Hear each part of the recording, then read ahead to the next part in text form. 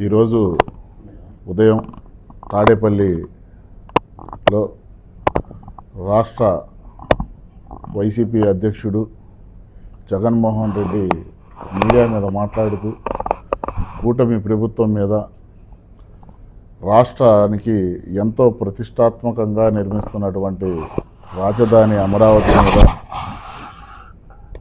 ముఖ్యమంత్రి చంద్రబాబు నాయుడు గారి మీద అలాగే ఉప ముఖ్యమంత్రి పవన్ కళ్యాణ్ గారి మీద ఆయన మాట్లాడటం మరలా రూల్ ఆఫ్ లా దాని మీద ఆయన మాట్లాడుతుంటే చాలా హాస్యాస్పదంగా ఉంది.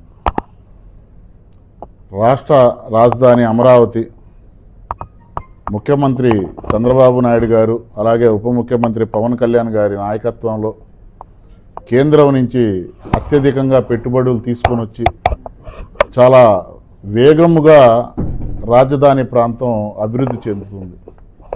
అది చూసి ఓర్వలేక వైసీపీ నాయకులు పెయిడ్ ఆర్టిస్టులు అందరూ కూడా కూటమి ప్రభుత్వంపై ఏడుస్తూ కులాల మధ్య మతాల మధ్య ప్రాంతాల మధ్య విద్వేషాలు సృష్టిస్తూ ఈరోజు వాళ్ళు చేస్తున్నటువంటి తీరు మనందరం కూడా అన్ని ఛానల్స్లో అలాగే అన్ని మీడియా దాని కూడా మనం చూస్తూనే ఉన్నాం.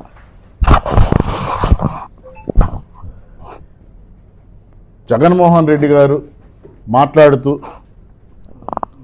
మామిగన్నితో మేము ఎన్నికలకు వెళ్తాం అంటున్నాడు. గత ఎన్నికలకి 3 రాజధానుల పేరిట ఎన్నికలకు వెళ్ళావు. జనాలు 151 సీట్లు ఉన్నటువంటి నీకు 11 సీట్లు ఇచ్చారు. మాడు పగిలేలాగా నీ మాడు పగలగొట్టి ఇచ్చినటువంటి సీట్లు నీకు 11. నీ మతిస్థిమితం కోల్పోయి నువ్వు పిచ్చాసుపత్రిలో చూయించుకునే విధంగా ఉంటే నీ మాత్రల డోసు పెంచుకున్నా ఇంకా నీకు బుద్ధి రాల. ఇప్పుడు మళ్ళీ మావిగన్ అని ఎలక్షన్లకు వెళ్తానంటున్నావు. ఈసారి నువ్వు మావిగన్ అని ఎన్నికలకు వెళ్తే నీకు వచ్చే సీటు 1.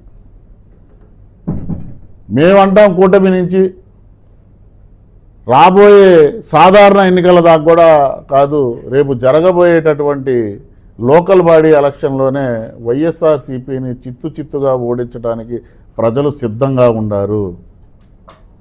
కాబట్టి మాట్లాడేటప్పుడు చాలా హుందాగా మాట్లాడాలి. జగన్మోహన్ రెడ్డి హుందాతనం కోల్పోయి, ఎందుకంటే వాళ్ళ బ్లడ్లోనే లేదట్టుంది ఆ హుందాతనం అనేది.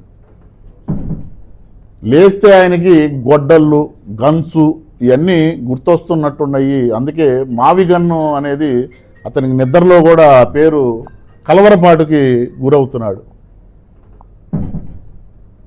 మహిళల పట్ల గౌరవం లేదు. మహిళల్ని ఏ విధంగా గౌరవించాలో కూడా తెలియనటువంటి వ్యక్తి జగన్మోహన్ రెడ్డి.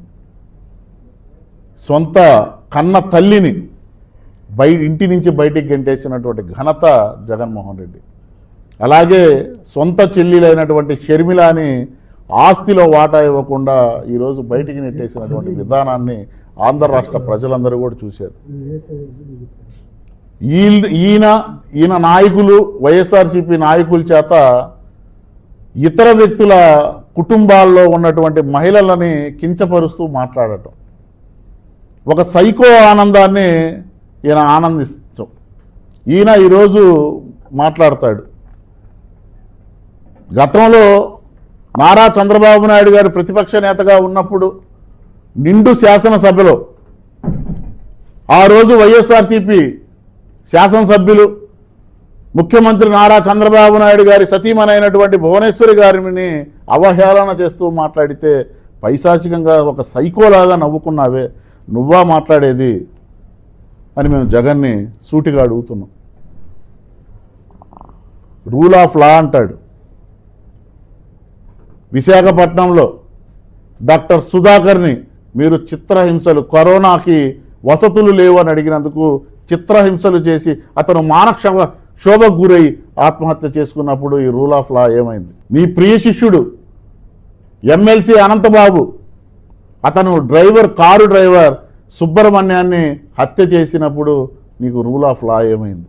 అలాగే శ్రీకాంత్ చేతిలో చనిపోయినటువంటి వాలంటరీ కుటుంబాన్ని ఎందుకు పరామర్శించలేదంటే ఆయన మాజీ మంత్రి అమలాపురం, ఆయన కుమారుడి చేతిలో ఒక వాలంటరీ చచ్చిపోతే ఆ కుటుంబాన్ని కూడా పరామర్శించినటువంటి దాఖలు లేవు. అప్పుడు ఏమైంది రూల్ ఆఫ్ లా అని మేము అడుగుతున్నాం. ఏ రోజైనా వాళ్ళ అక్కకి ఒక ఆడబిడ్డకి అన్యాయం జరిగింది, మా అక్కని ఎందుకు మీరు అల్లరి చేశారని గోల చేస్తే వైఎస్ఆర్సీపీ కార్యకర్త మన పక్కన ఉన్నటువంటి బాపట్ల జిల్లాలో పెట్రోల్ పోసి తగిలబెట్టినటువంటి ఘటనలు చూసాం. వాళ్ళందరూ వైఎస్ఆర్సీపీ నాయకులు కాదా అని అడుగుతున్నాం. ఈరోజు రూల్ ఆఫ్ లా గుర్తొచ్చిందా జగన్మోహన్ రెడ్డి? కూటమి ప్రభుత్వం రూల్ ఆఫ్ లా కరెక్ట్గా చేస్తుంది కాబట్టి సిఐ నాగరాజుని కానిస్టేబుల్ని మేము అరెస్టు చేయటం జరిగింది. నువ్వు మాట్లాడుతుంటే చాలా హాస్యాస్పదంగా ఉంది రూల్ ఆఫ్ లా గురించి. ఈ రోజుకి కూడా జగన్మోహన్ రెడ్డి ఎవరి ఇళ్ళకెళ్ళి పరామర్శించారంటే ఒక గంజాయి కొట్టే వాళ్ళను, ఒక రౌడీ షీటర్లను, ఇలాంటి వాళ్ళని ప్రోత్సహించాడు తప్పితే ఏ రోజు కూడా మానవీయత కోణంలో ప్రజల దగ్గరికి వెళ్ళి పరామర్శించినటువంటి దాఖలు. ఎక్కడ చూసినా శవాల డప్పులతో ఆనందపడే సైకోట్ అటువంటి వ్యక్తి ఈ జగన్మోహన్ రెడ్డి. ఇతను కూటమి ప్రభుత్వం గురించి మాట్లాడేటప్పుడు ఒళ్ళు దగ్గర పెట్టుకొని మాట్లాడాల. అలాగే సొంత చెల్లెలు షర్మిలాని నువ్వు తిట్టించింది ఎవరితోయా? నీ సొంత చెల్లిలే కదా. ఒక తల్లి గడుపులో పుట్టినటువంటి మీరు నీ పార్టీ నాయకులతోనే కాకుండా నీ పార్టీ సోషల్ మీడియాలోనే రాని మాటలు ఆడబిడ్డను అనిపించి నువ్వు ఆనందం పొందావే. నువ్వు ఎలా మాట్లాడతావు రూల్ ఆఫ్ లా గురించి అని చెప్తున్నావు. నీ బాబాయ్ గొడ్డలి పొడితో చంపినప్పుడు ఏమైంది ఆ రూల్ ఆఫ్ లా? ఈ రాష్ట్రానికి పట్టినటువంటి దరిద్రం, ఈ రాష్ట్రానికి పట్టినటువంటి శని ఎవరంటే వైఎస్ఆర్సీపీ నాయకులు. ప్రజలందరూ కూడా గమనిస్తున్నారు. ఈ వైఎస్ఆర్సీపీ పార్టీ రాబోయే రోజుల్లో ఒక్క సీటు ఇవ్వడానికి సిద్ధపడ్డారు. ఒక్కటి. కాబట్టి వైఎస్ఆర్సీపీ నాయకులందరూ కూడా బుద్ధి తెచ్చుకొని ఇప్పటికైనా మారండి. లేదు మా నాయకుడు సైకో, మేము సైకోలుగానే ప్రవర్తిస్తాం, కులాల మధ్య ప్రాంతాల మధ్య విద్వేషాలు సృష్టిస్తామంటే మాత్రం ప్రజలు తగిన సమయంలో మీకు గుణపాఠం చెప్పక తప్పదు. గుర్తుపెట్టుకోండి, రాష్ట్రం అభివృద్ధి పదవిలోకి వెళ్తుంది. నారా చంద్రబాబు నాయుడు గారు అలాగే పవన్ కళ్యాణ్ గారు ఇరువురు కలయికలో ఈ రాష్ట్రం అభివృద్ధి చెందుతుంది. రాబోయే 15 ఏళ్ళు కూటమి ఈ రాష్ట్రంలో జెండా ఎగరవేస్తుంది. రాబోయే స్థానిక ఎన్నికల్లో కూటమి విజయ డాంకా మోగిస్తుందంటంలో ఎటువంటి సందేహం లేదు. వైఎస్ఆర్సీపీ నాయకులకి వైఎస్ జగన్మోహన్ రెడ్డికి ఒళ్ళు దగ్గర పెట్టుకోమని చెప్పి మీడియా పరంగా హెచ్చరిస్తున్నాం.